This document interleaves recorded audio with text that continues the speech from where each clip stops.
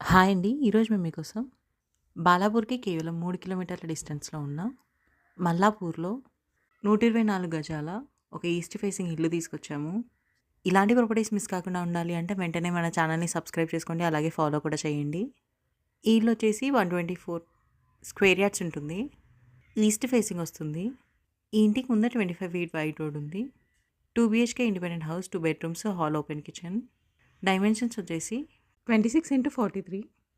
G+1 permission ఉంది. LRS కూడా pay చేశారు.